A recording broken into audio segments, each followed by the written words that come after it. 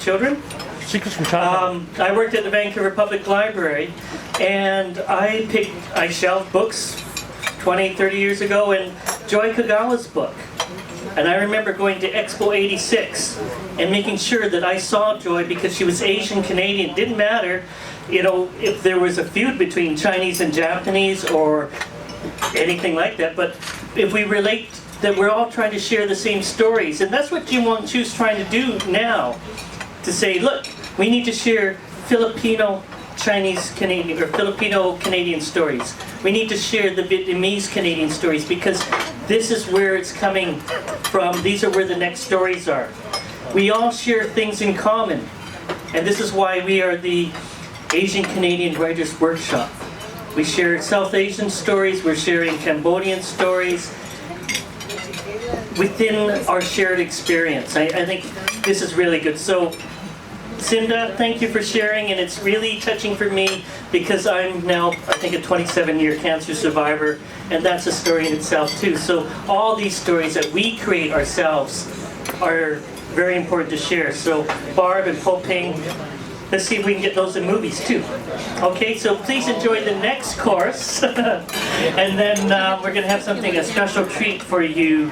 We're going to set some poetry to music, and we're going to have some raffle prizes. So please, last chance for raffle tickets. Last chance for the silent auction. Get back there. Help us raise some money for ACWW. Thank you. Bye-bye.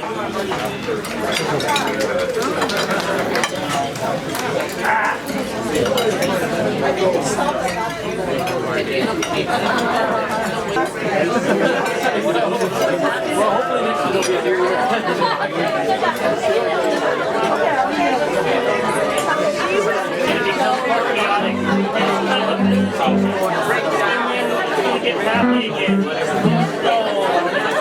And then I'll get angry again. So, Elwin, are we good, Elwin? All right. We're moving into the bluesy section of our program tonight.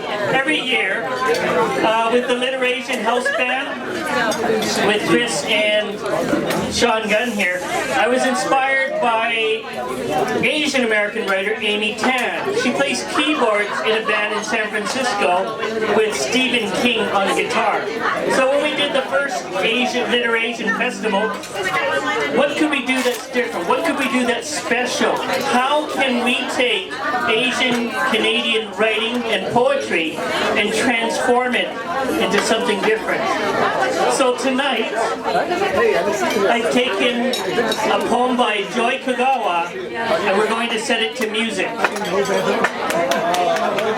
I'm going to share with you that Joy Kagawa is very special to my heart, and the reason why Joy is special to my heart is I'm also president chair of the historic Joy Kagawa House Society. We were able to save her house from demolition, and we have now created a Writers in Residence program.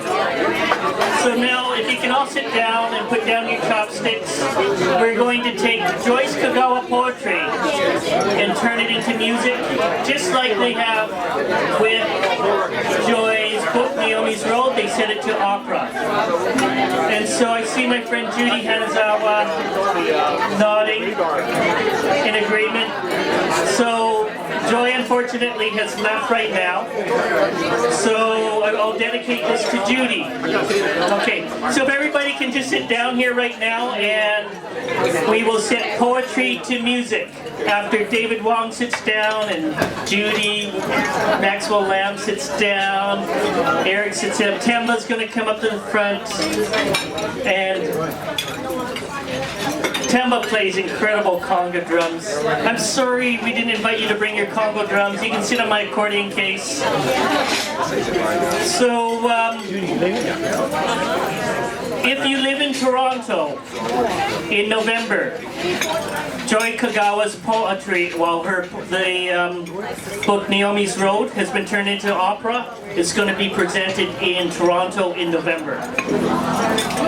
And are we ready? Chris?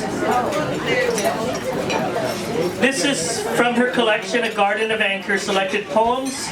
The title is What Do I Remember of the Evacuation? What do I remember of the evacuation? I remember my father telling him, Tim and me, about the mountains and the train and the excitement of going on a trip.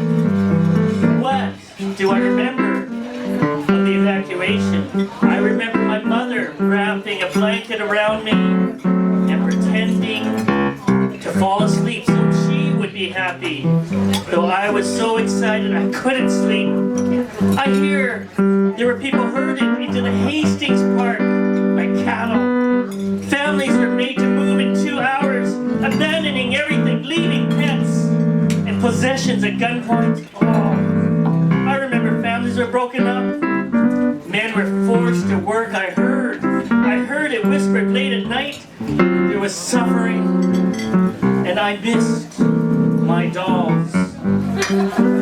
Remember, Joy was 6 years old when she was taken away by internment. What do I remember of the evacuation? I remember Miss Foster and Miss Tucker, who still live in Vancouver, and who did what they could, and loved the children, and who gave me a puzzle to play with on the train. And I remember the mountains, and I was 6 years old, and I swear I saw a giant Gulliver of Gulliver's Travels scanning the horizon. And when I told my mother, she believed it too. And I remember how careful my parents were not to bruise us with a bitterness. And I remember the puzzle of Lorraine Life, who said, "Don't insult me," but I proudly wore my name in Japanese. And Tim flew. He flew the Union Jack. When the war was over, but Lorraine and her friends spat. They spat on us anyway. And I prayed to the God who loves all the children in his sight, that I might be white.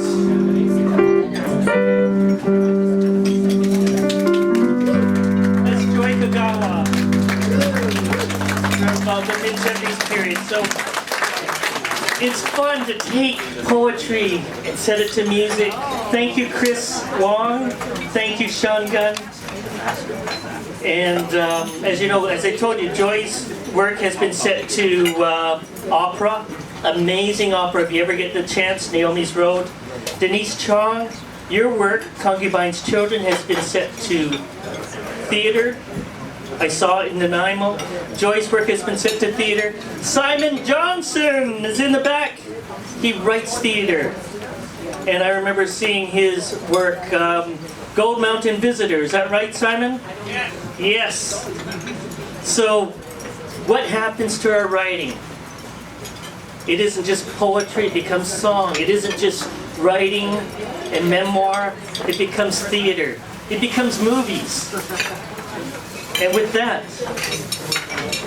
we're going to have raffle prizes. So this is what your money becomes. It becomes raffle prizes, transformative energy. Cindy Chan Piper, Jim Wong Shu, Eric, come on up, help give me a hand with these raffle prizes. Somebody's got tickets.